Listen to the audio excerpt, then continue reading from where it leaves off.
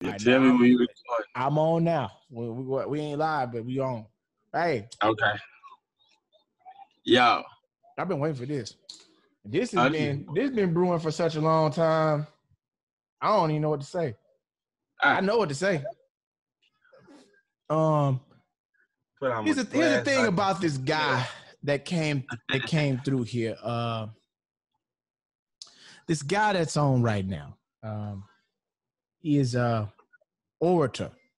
He's a linguist.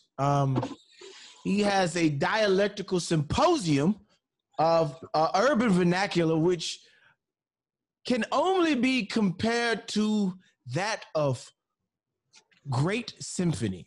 Oh man, the chords and layers in which this man is about to give you some sort of. I'm on this bitch with Billy Sorrell. Okay, this nigga. Yeah, I mean, you know what I'm saying? That nigga, we live. You probably on the camera right now. I told him how much ass you had. How much ass you had. This nigga Selvo. I mean, you gonna be on the show. You get out. You want to put your ass in the camera then. Come on, tell her to come over so we can see what she look like. We need to see. Tell her please come over. She talking about she been sweet. I'm at the gym, bro. You know what I'm saying? So I know she thick and fine. Please let me see. Please do the magistrate of just let us gasp at her for just a moment. She popping her ass in the window of the car. You got low key booty. Let us I call see. it sleepy. I call it sleepy booty. I like it when it and then it wake up. Say, man. Boy, as long as I'm sitting here at this gym, this shit gonna be eventful. Ain't nothing wrong with that. All right, gorgeous. Enjoy your day, baby. Se7en, we've been around the world together. We traveled from near and far. Been knowing each other for quite some time. Man. I guess it would be quite fair if you wouldn't mind giving us a walk, if you will, through maybe one of your masterpieces to just kind of ease the troubled nation in this moment and just allow us to walk with you, if you don't mind. Wherever you feel the spirit leads you to go, well, I'm gonna let you do this because I don't usually do this, but I do this because I know he's dope and I know people need to hear this. Wherever he wants to go with it, the floor is yours. We're gonna walk with you for a moment. If you have it lighted, if you drink it, put it up because it's time. It's that time. So B, when you say walk, you mean poetically or just give him the story? You know what? Give us a little poetry, and then we can go behind that with a story. Whatever you like to give them with, because no one else that does poetry has ever been on this show. Because I'm like, you ain't better than my partner, so you're not coming on here. So, church. I don't remember where this thing started. Mm-hmm. All I know is I found maturity and realized I was surrounded by garbage. So I set my sights to higher ground. I heard it's better air up there. I heard it's life without a care now. Some flies never leave the garbage because that's all that they know. And the garbage they be on never leaves the back of the stove. But not me. I decide to write. I take flight over the paper as if I were a pen sliding. I'm on air. I'm gliding. What are these things? I'm writing these things, these beautiful things, man. Every time I finish a poem, I discover I have wings. And effortlessly, I start rising. Effortlessly, I start to heighten. Effortlessly, I start to heighten. So I see more things on the horizon because my perspective begins to widen. Man, I had to leave the trash. It was stinking. Had to leave the trash. It was stinking.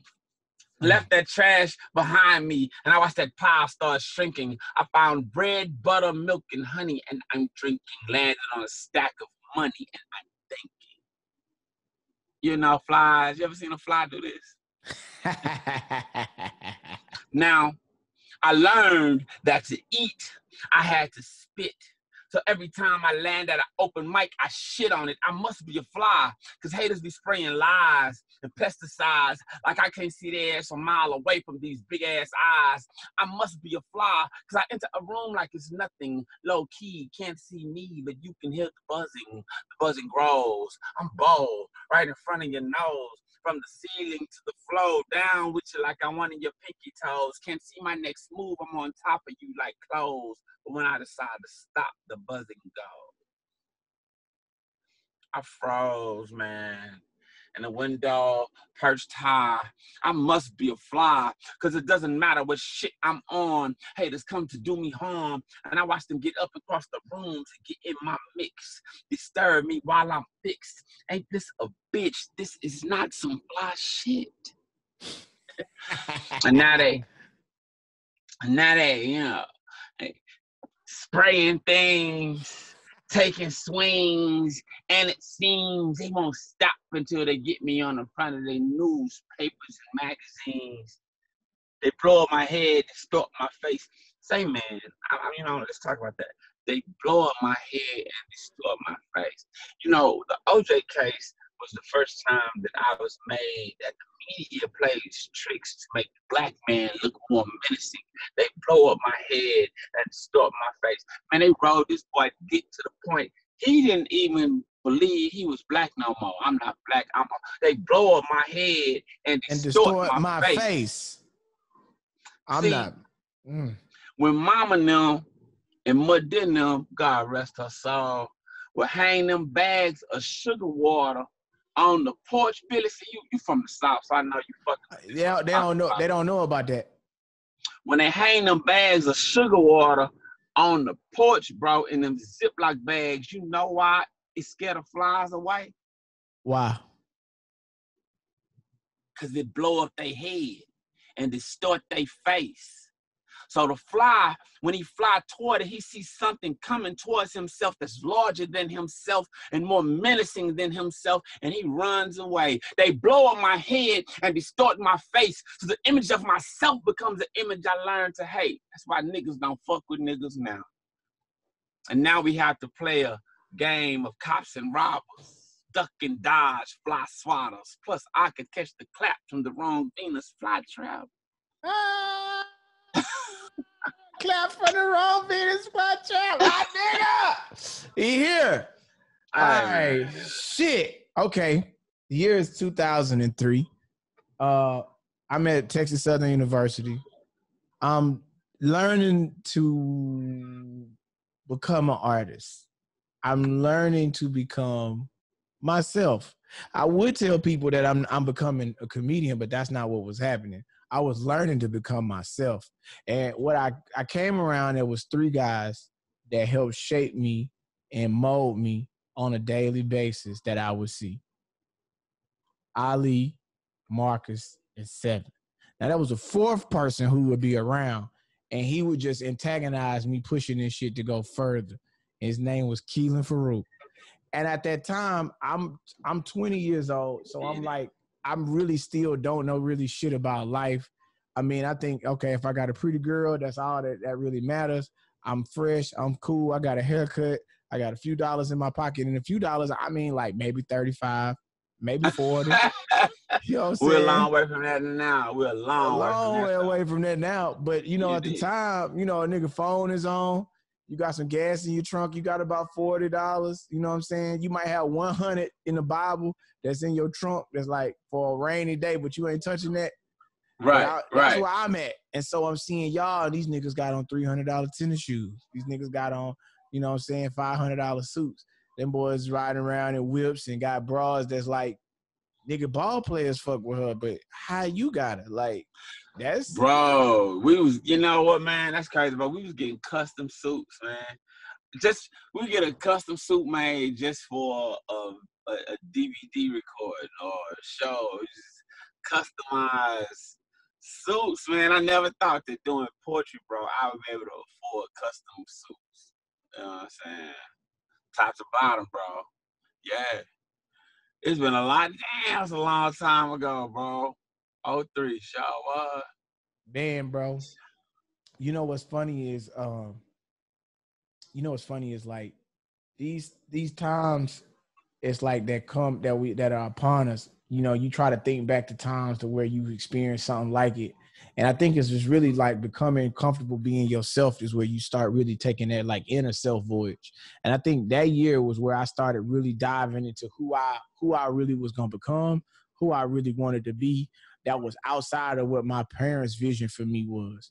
And it was like watching y'all, I became more comfortable like being myself.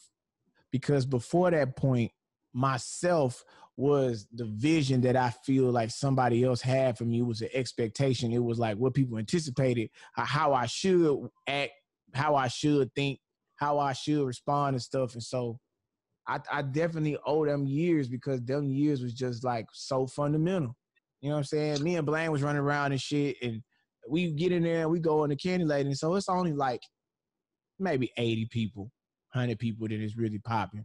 But at the Right. candy lady, you know, that's sold out. You know what I'm saying? Shit, you get, you know, we in there. So I'm in college. I'm coming up. Y'all got other shows at other places. So I'm just watching this shit take place. So that's kind of where it started. Keelan and Marcus opened the comedy club, or it was called the Candy Lady. Now it was supposed to be clean. The first couple weeks, it was like clean comedy. It was clean. It sure It was was. clean. And when we used to perform there the first couple of weeks, it was no cussing on stage because it's the Candy Lady. Don't disrespect the Candy Lady. And then I'm trying to think who came in there with the cussing. I don't know if it was Lee came in there with the cussing, if it was Dre came in there with the full-blown cussing. It was Dre, bro. Dre came in there, man, fuck that bitch up on that wall. Yo, this is what we gonna do with this. I went to JY. It was Dre, bro. I went to JY. So, you know, and the thing about that was, you know, that's a great story in itself, man. Because we had enough moral compass. You know, one of the reasons we didn't curse in the Candy Lady, you know, because Dr. Farouk was in and out of there. You know what I'm saying? That was Keelan's mom. So we just we weren't blatantly disrespectful. But when we caught on to the fact that at night, Dr. Farouk wouldn't be there, and you know how much we could get away with, because Keelan didn't really give a shit. You know what I'm saying? Yeah. So we figured we could get away from that. We did. And the beauty in getting away from it, because it allowed us to explore. Our partners, you know, our friends, man, these dudes were some of the first dudes, not the only, but definitely some of the first dudes to ever own their own comedy spot. No matter how small it was, they pulled it off. You know what I mean? Yeah. And it allowed us, man, we had open reign to do shows, to do, you know, to work out in there. It would be nothing because it was ours. It was we was really on some Rat Pack shit, bro. Yeah, and it was like, you know, what was dope about it was like, you know, you fall through, and it was like you were fans of each other because you learn it, you watching it develop and unfold. But the story is like, if you could go like, you remember when like the answers was in the back of the book, and it was like, all you had to do was go to the back of the book, and upside down, if you turn the book upside down, all the answers to the questions you going through was right there for the study guide. If you would have went and turned the book upside down and started reading the answers, you would have been like, hell nah, that's how this finna go? And then, you know, you don't see it like that. Nobody was tripping, even though we knew, you know, there's answers in the back of this book. We was like, all right, we just gonna appreciate going through this study time. And it was an honest, going through the study time. It was an honest process. Andre McCoy, this is what people don't know. I never told this story on the podcast, but I haven't been compelled to tell it, nor have it really just been right here. Like, this is a story to tell. So I struggled starting off because I fought between what my life was, what I thought was funny, and what I thought people would laugh at. Those are three different things. My life, what I thought was funny, and what I thought people would laugh at. And when you're not focused on just your life to be like, this is what I'm basing what my comedy is or my art is from what I feel, from self-expression, you run the risk of, you know, you're not authentic. And that conflict of unauthenticity, what you stay in until you decide to accept who you are and the way you view shit. But most people never come to grips with their inauthenticity. Watch this though, bro. In all fairness, bro, you said I was 20 years old. Bro, you ain't have enough life experience yet. You know what I'm saying? And you was still fucking funny. You know what I mean? Bro, I have seen life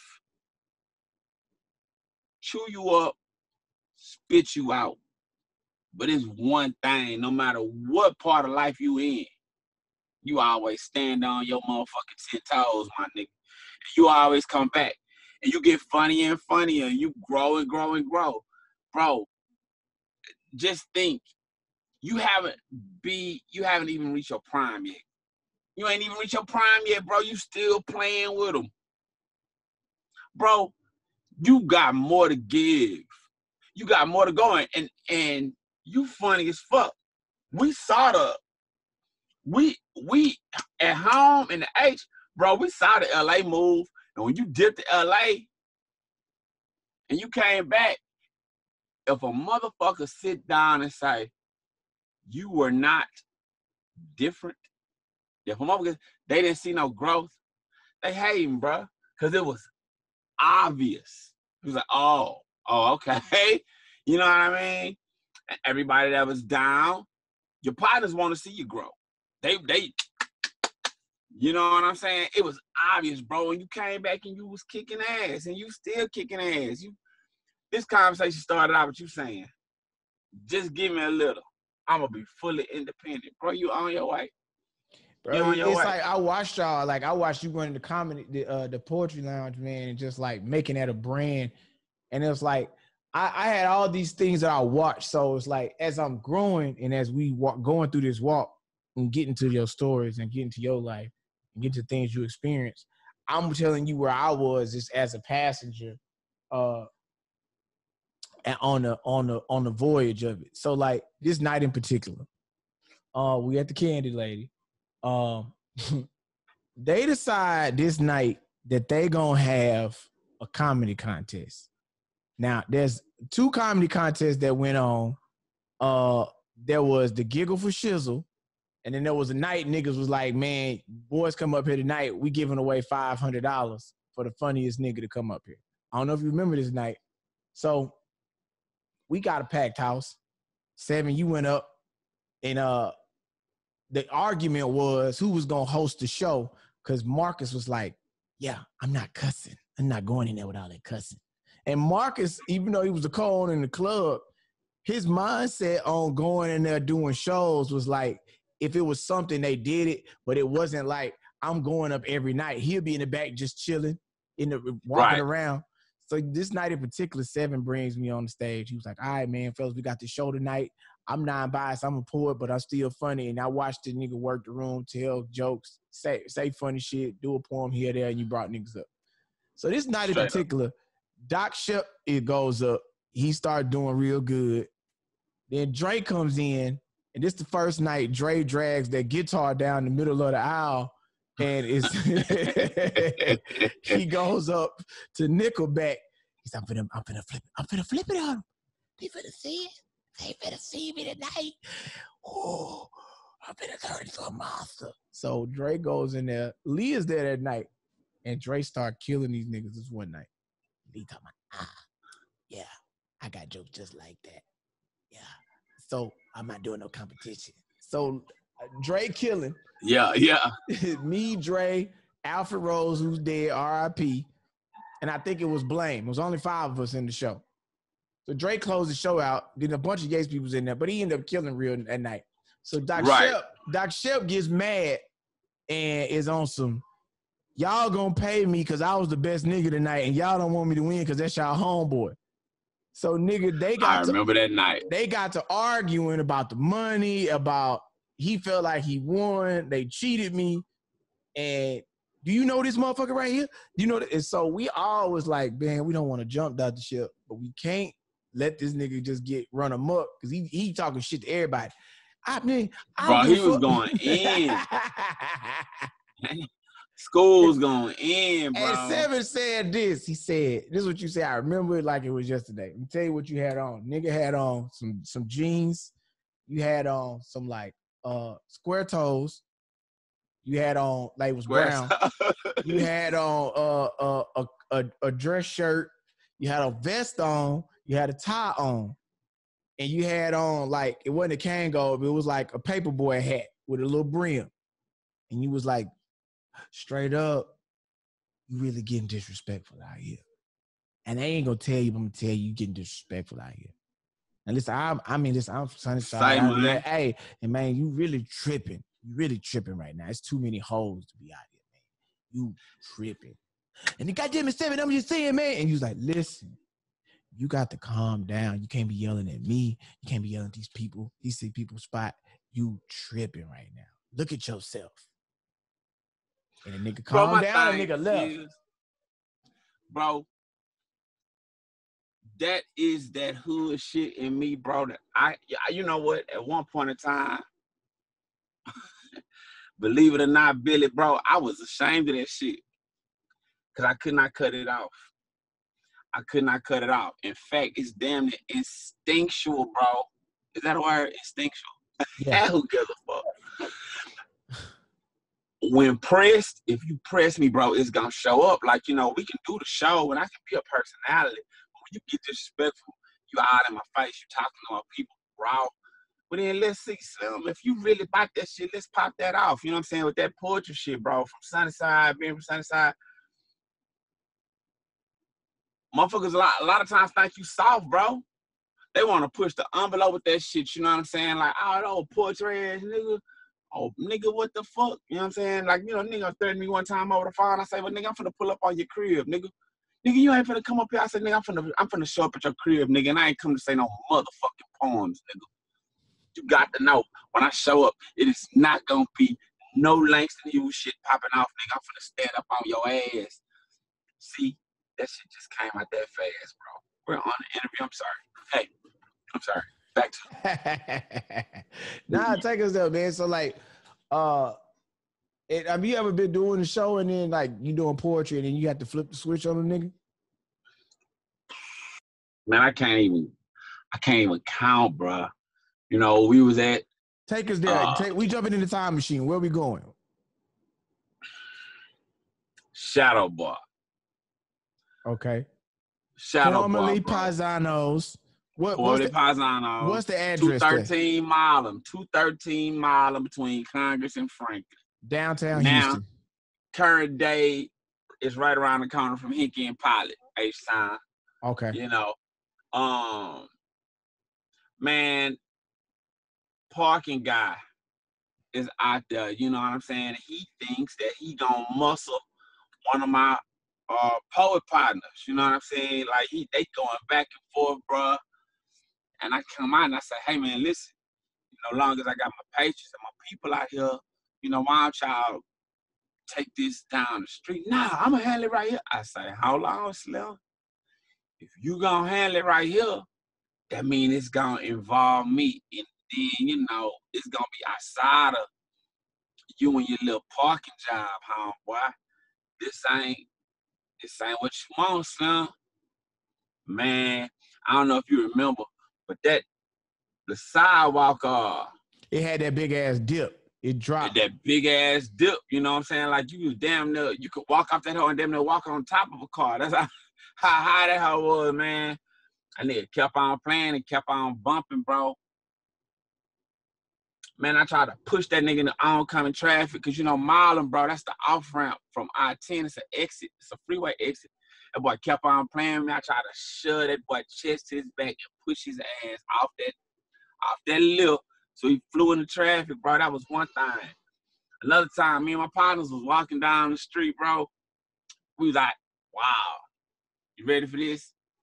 Yeah. Handing out flyers. Oh, yeah. You know what? Let me explain something about the flyer culture real quick. Between the years of like 96 on to like 2017, 2016, flyer game in Houston was a real thing. I was the flyer man. I was the nigga that passed out flyers. I was the nigga that printed flyers and made them. And so people's whole obligation and livelihood was the hustle. Was like, I'm gonna promote, I'm gonna pass out my flyers, let people know what's going on. You're giving out these invitations. It's a quick way. If you got some flyers, you're gonna get on some bitches because women want to come to a party. And then if you gotta be fresh, but at the same time, you gotta be prepared for an ignorant nigga in the street to be on some wild shit. Now I'm gonna tell you what it does do.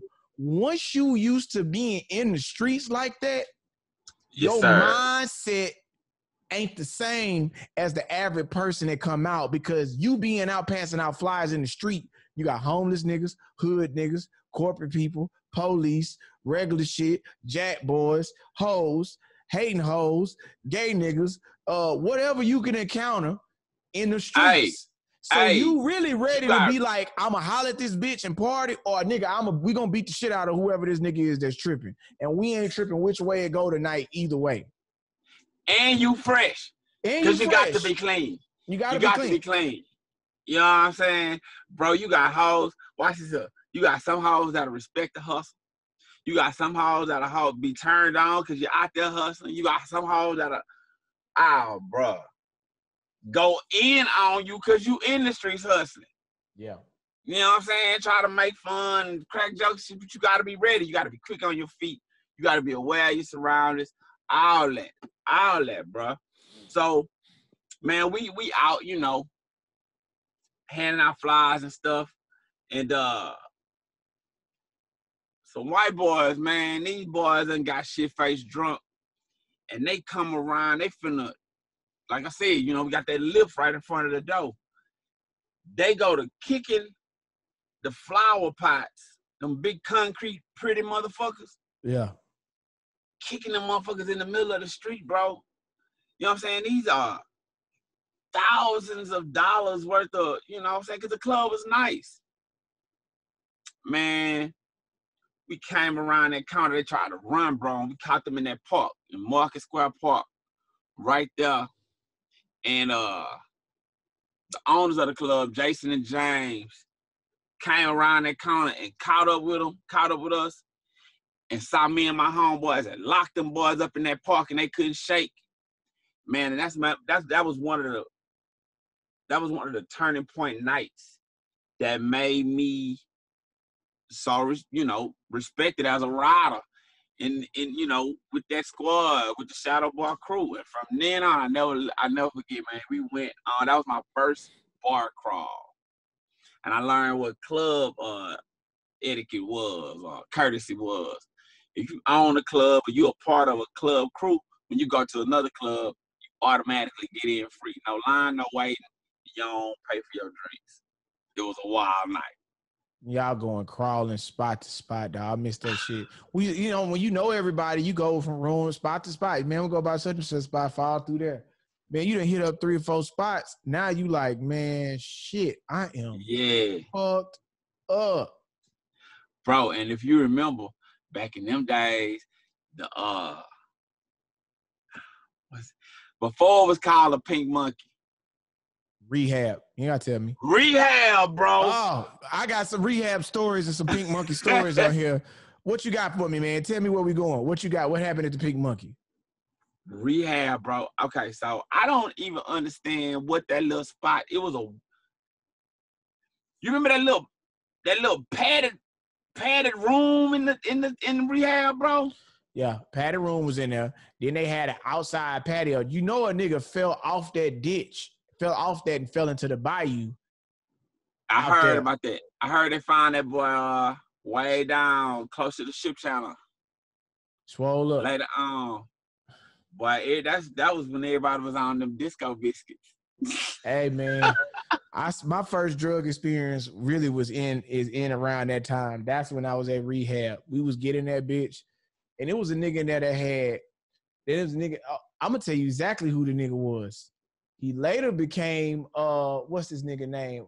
Riff Raff. Riff Raff used to fall through there. Him and another little Asian boy following that bitch with contacts in and grills, and they was giving out pills. They was pill men. Them niggas had them $5 10s and they had them $10 double stacks. So we get in that bitch early for the free, $1.75, $2 drinks. Then we put 10 on 2 pills. So we done got two. You know, I'm put up a dub. So that's 2 10s. I'm double stacked up. That's shit. Now I'm in that bitch, and we rolling until 6 in the morning. You come out the stairs coming up. It's some stairs to go into that motherfucker like a basement, and there was stairs to come out.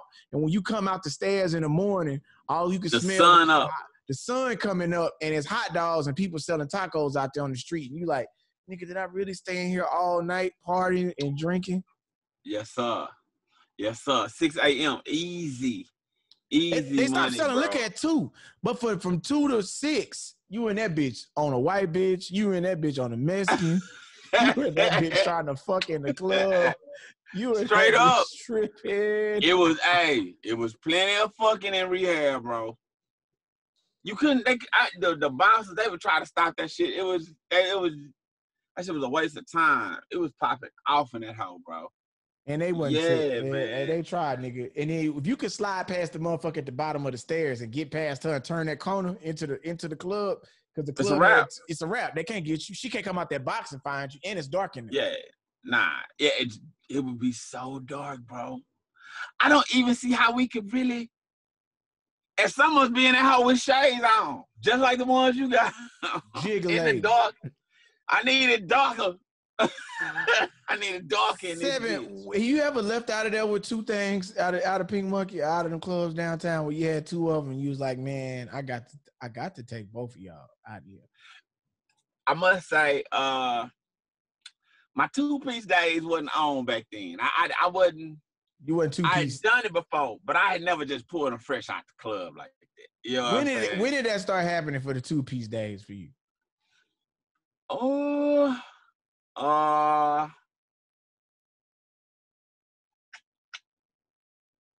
okay. Of course, I went to PV.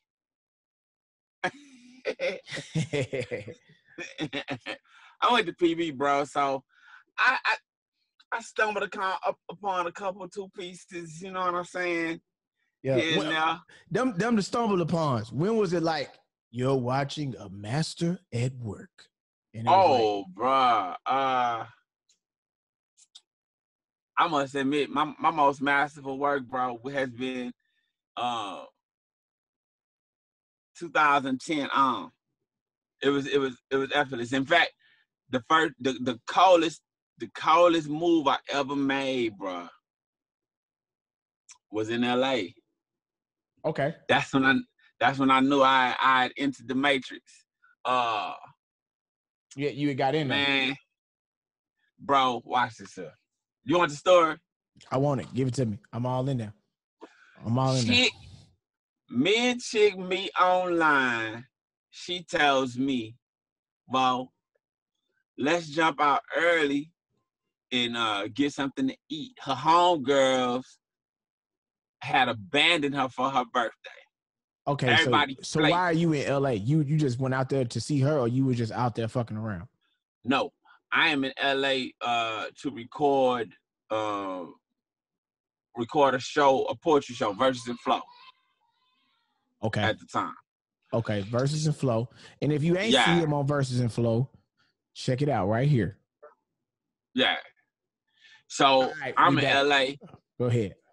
I'm in LA to record Verses and Flow, bro. And link up with this chick. It's her birthday. She's not happy, you know what I'm saying? So we pull up, we go to PF Chang's, we eat.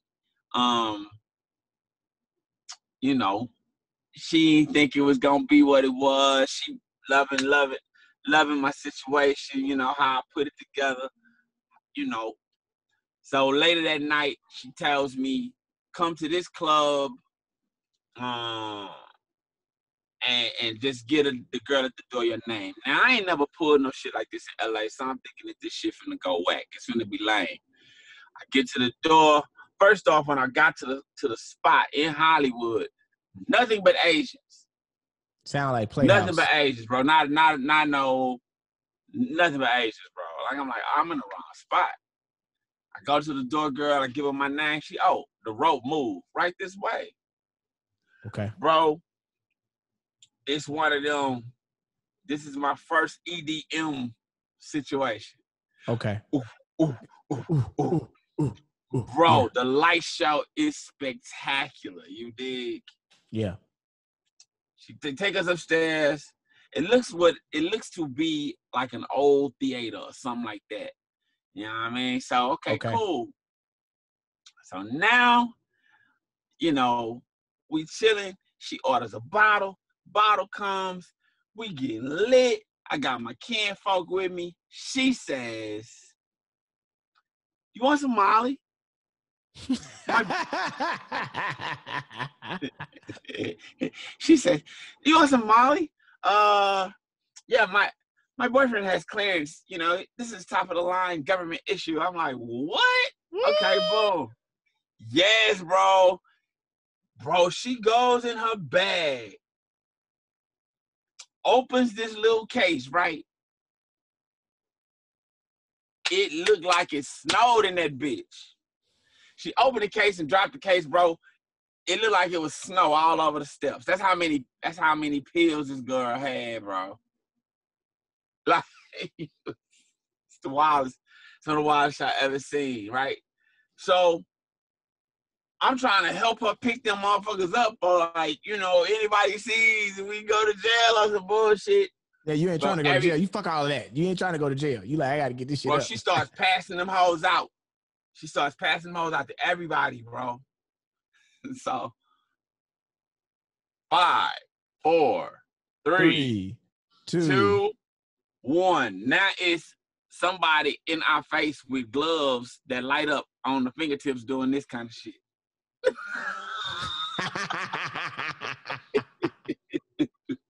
This is wild, bro. I'm like, well, bro, but it's fucking with you. You know what I'm saying? The music What is going on? crazy. Yes, man. Watch this, bro. Here is where it's crazy. I'm talking to my kinfolk. I look over. Yeah. Old girl, and another one of her homegirls. They in front of the dude. The dude got the gloves on. Billy, they looking like this at the gloves. I look at kinfolk. I say, man, look at this shit. By the time I turn back around, bro, the dude with the gloves on is tongue kissing my chick. I swear, bro. I cannot make this up, bro. He tongue kissing my chick, bitch. So what do you But do? my player kick in. Are you ready for this? Yeah, what you do? I look at my kinfolk. I say, hey, but watch this, though. I walk straight up. No announcement, no nothing. Bro, and just start tongue kissing his chick. That's what I'm talking about. That's what I'm talking about. Hey. That is what I'm talking about. You go there. You don't wait. You wait for the invitation. Yeah, nah, man. Bro, I turned around. You tongue kissing my broad, bro. So now I'm on your broad. Long story short, me and him ended up back in the room with 3 of them. It was a situation. It was a long night till the sun came up, Jack. And that's all I have to say about that. That's when I know I entered the Matrix, bro. Yeah, that's when you know you entered the Matrix. You put the work. Yeah, because it went down. It went down with no proposal. It was just boom. You know what I mean? Like, yeah, that happened in real life. That's just one instance. That's just one instance. There's so many more. I'm gonna tell you what gets it right here though. This is where I'm gonna take you. The year is 2008. And let me tell you what's going on. Just for clarification, let me check this out.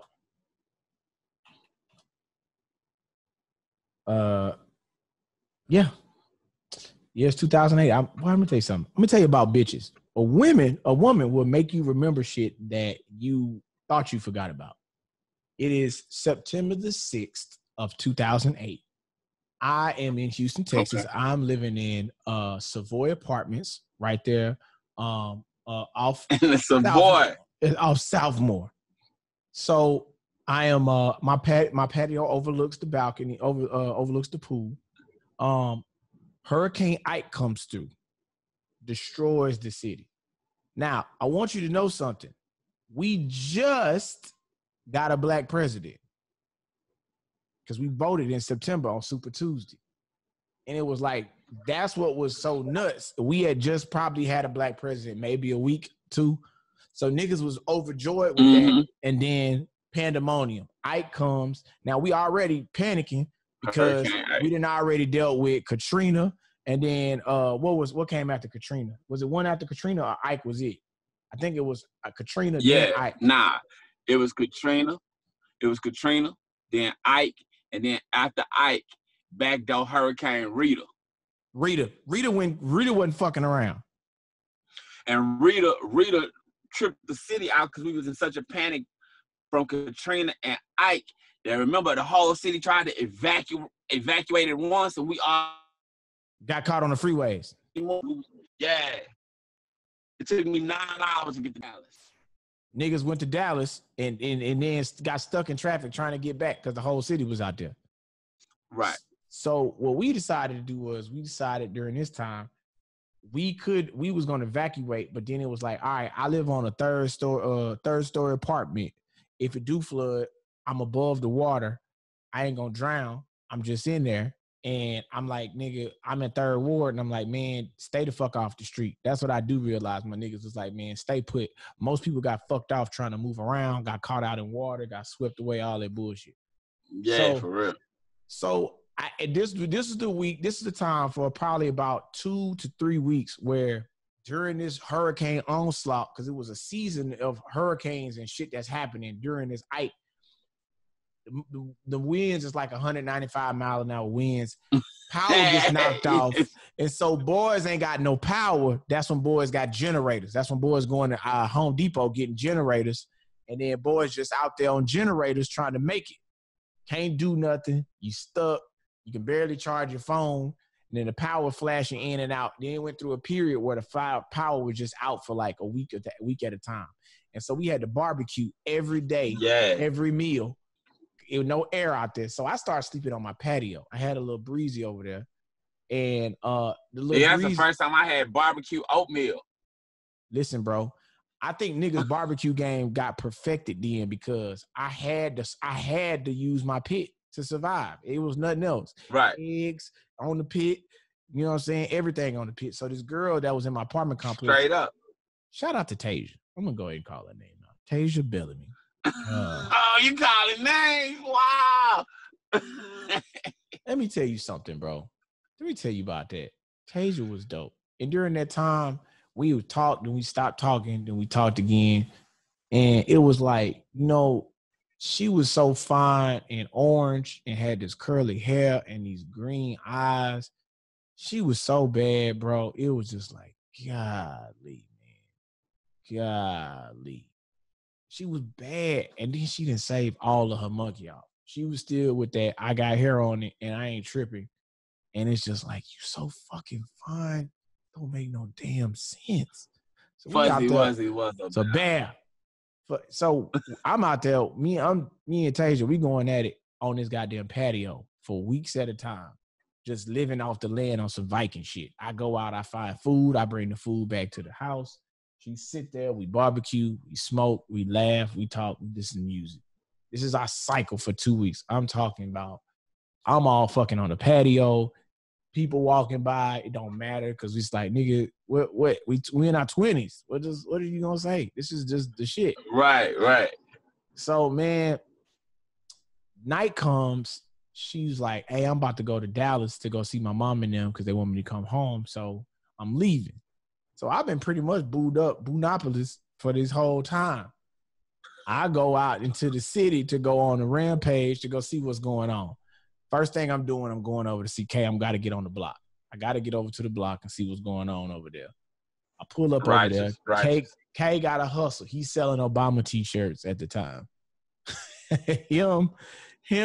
I remember that. Him and who else is on there? What's his name? Your frat brother from U of H. Q. CA. CA got the Obama shirts and all the Greek colors. Is it CA that had the Greek shirts, or was that Janky Joe? Nah, I think it was Janky Joe that had them Greek shirts. I think it's Joe. It's Joe, bro. Janky Joe. Joe had the Greek shirts, the Obama shirts, and everybody the Kappa color Obama shirt, the Q Obama shirt. So nigga, he's selling them hoes like hotcakes. Niggas is moving these shirts. Niggas has got food trucks. Lynn's selling barbecue. The nigga that owned Turkey Day Cut. He got a car wash. He got Dr. Pepper and some other fiends from Third Ward. He's selling barbecue at his spot. And he charging people to use his spot to sell barbecue. So, man, we sitting there. I'm on the block, and I'm like, man, he said, man, go try and see if you can move these shirts. Keelan give me these shirts. I take them right over to the Stripes. Used to be, what was it before Stripes? I can't remember what it was, but I think it was a Chevron. Exxon. It was an Exxon. Chevron. Right Exxon. across from Denny's off Southmore. So I go over there. I'm trying to move the shirts. I'm in my Impala. Car pull up. Malibu. Sunfire. 2-door. Furry shit on the dashboard. I'm finna move these. I'm finna move these pink and green shirts. I'm finna move them. So I'm like, hey, I'm gonna do y'all right now. Y'all getting a deal today. These my last 2 shirts. I ran that last 2 shirts play hard. I ain't keep a bunch of shirts. I said I sold out. I got my last 2 shirts. I'm just trying to get this so I can go home. Let me go and give you these 2 shirts 2 for $20 right now. They're usually $30, but that's all I wanted was 10 anyway. Damn, you gonna do them 2 for $20 right now? I said 2 for $20 right now. 2 for $20 right now. All right, we gotta go to the ATM though. So the girl go in there to the ATM. She come back. She's like, I need to go to the bank. I'm like, she said the ATM broke. I'm like, all right. I said, well, I'm about to go to my crib. Well, I'll just go to your crib because I need to charge my phone. My charger not working in here. I was like, all right, it's 2 breezes. She really wants this t-shirt. Yeah, I ain't tripping. We pull up at the Savoy. I walk in. You know, my crib player. I got a 2-bedroom, but it's just me. Nobody nowhere. I got a whole pool table in my 2nd bedroom that I shoot dice, and we got dice games going on there. And we got bitches coming in there stripping because Big Tho is coming over there getting flies, bringing strippers over, doing photo shoots. So my shit set out with liquor, weed. I got a little powder. You know, I ain't going to put whoever who left the powder out that left it at my house. But said person was a powder connect and left some dope over here because he didn't want to, his words was, and he didn't want to be riding around with the shit. So he had it at my house in a coffee mug. So I'm like, you know, I'm offering like, hey, y'all want some weed? Y'all want smoke? You want some white? What you want to do? Oh, what's up? So you got white? Oh, this nigga, you a plug? So I don't want to be like, it ain't my shit. I'm like, listen, man, I do what I got to do to survive out here. We all got to make it. Now, I don't think it's no judgment in this. Y'all ain't the police, are you? No. You can't pin. Yeah. It ain't my dope, but the nigga done left it over here, and I think he forgot about it. Right. But for the sake of it, yeah. For the sake of it, I'm like, hey, it's maybe almost an A-ball, but it's like he ain't thinking about this shit. Oh my God. So I pulled the dope out at the time. I'm not fucking with it like that. I'm just like, I done devil did it, but that ain't my shit. Bitch like, oh, bitch, man, cut some music on. So I turn my speakers on. We playing some music. We start playing the new Jeezy. She was like, Jeezy, that nigga. Man, they start digging in this powder. I go in the room. I come back. They in this motherfucker. Nose white, everything. Bitch wanted to took her shirt off. She out there. That nigga, turn that Jeezy up. Now they running through my liquor. Now, I immediately, when I see that they drinking a lot, I was like, I got to slow them down. You're not finna drink all my goddamn liquor like that. I throw the Paul Masson. I throw the Paul Masson on them quick. I say, I got some yak. Y'all want some yak? Yeah. Pulled up a cup of Paul Masson. Bitch downs the Paul Masson. And now her homegirl bagging it up on her, dancing on her. So I'm like, man, they acting a fool. They got a blunt lit in my living room. They dancing. They ain't giving a fuck about what I'm doing. So I'm like, you know what? Here's my chance. I'm going for it.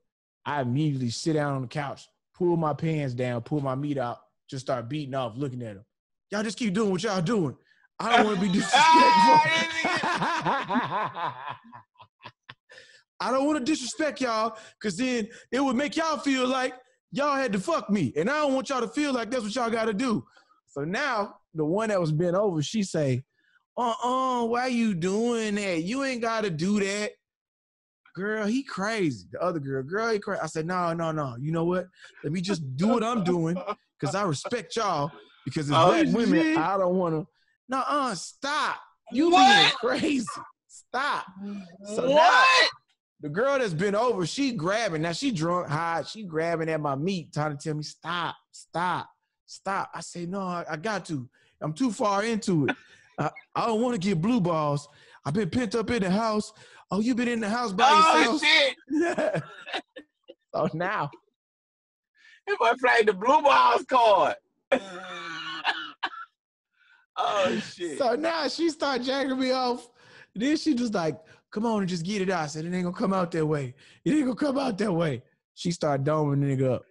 Now, I'm getting domed up. I'm looking. The tall one that was the driver, she smoking. She go back to the powder. She said, oh, you done got a bitch crunk. You done got a bitch real crunk. She gets in my rolling high back leather chair. My chair I do my design and my flies in. She, you know, it was like a gamer chair. She gets back in that motherfucker. Right. She turns that Jeezy on red dots and got them bangs off. I'ma tear that pussy up. Hey, I got one baby mama, no bitch, no wife. I'm like, Pac, you need a thug. And you're like, hey, so now she's sitting there, got 1 foot up and took her pants down. She got 1 foot up and she playing with herself. Now, I'm tripping because I've only encountered one squirter in my life at this point. This is my second squirter that I did not know was a squirter, and it scared me because she started squirting in my chair, and I was more mad about my chair. I was like, hey, first mine, you pissing, hey, yo, what the fuck? And so but old girl doming me. She's like, you ain't had nothing in a long time. I'm like, I haven't. So but this bitch pissing in my chair. But your girl. So I'm like, and it's like, it's running out the chair into the ground. And I'm conflicted. I'm like, oh man, you got to clean that up, bro. I'm about to knock your homegirl down. Y'all got to move around. Y'all got to move around. So in my mind, I'm kind of turned off by it, my old girl. I see your girl done, look at your girl done in my chair. She stops doming me up, meat in her hand, looks like this. Oh. Crawls over there to the chair, starts eating her girl out. Now I'm sitting there. I'm like, her girl, she getting ate out. Squirter sitting there making all the noises. I'm jacked up because I'm like, nigga, you done sucked me out for a hot 15. Now I'm ready to drill something. So I'm thinking, first move, if you getting ate out, you got a mouth open. I'm going for the next available mouth. So I go crawl up on my window ledge and try to put my meat in her face. She turns her head like on the window ledge. If you know how the window got a little ledge to it, I'm trying to. Boy, this nigga went full Spider-Man. So like she's like, oh, wait a second. She started doing all that shit. I said, all right, man, I'm finna get up out of here. I crawled down. I scoot up under old girl on the bottom. I start knocking her from the under bottom of it. I said, yep, I'm done. So straight up. I'm out of there. I got mine. Hope you I'm out of there. Se7en, they sat in there eating each other out back and forth. You know what I got from that store? What? You know what I got from that store? What? I need to print me some motherfucking Obama t-shirts. I came back in the room and both the women looked me dead in the eyes and they said, did you miss me? God damn. Took y'all ass around the world and dropped y'all ass off. This has been the Did You Miss Me podcast, the best storytelling podcast in the world. Man, my special guest today, Se7en the Poet. Se7en, tell them where they can find you at. Hey, man, y'all can look me up at anything, Se7en the Poet, S-E, the number 7, E-N-T-H-E-P-O-E-T, Se7en the Poet. Just Google it. YouTube, all that shit that pop up, search me, find me. iTunes, what you got over there? You got some poetry albums over there, too. Yeah, man. iTunes, I got I almost said I got a gospel album, which I do. But I mean, after such content, I don't think it's the best place to promote. You know what I mean? But I do have an album called Make Me Laugh, Make Me Cry, ladies. That's some good candlelit rainy day, cleaning the house, comfortable, poetry, music, jazz type vibe. You know what I'm saying? I always record live, and I record with a live band. That's on iTunes. Make me laugh, make me cry. Se7en the Poet. Already. Hey, from everybody here at Did You Miss Me Podcast, we want to make sure we tell you thank you for checking us out today. Be sure to check out new episodes from us right here on didyouMissMePodcast.com. Also available at youtube.com/Did You Miss Me Podcast. And now at audioboom.com/Did You Miss Me Podcast. This is the best storytelling game in the world. My man, Se7en has been here today. Shouts out to Damn Fool. Shouts out to D-Lay. And for everybody else here, we'll see you next time.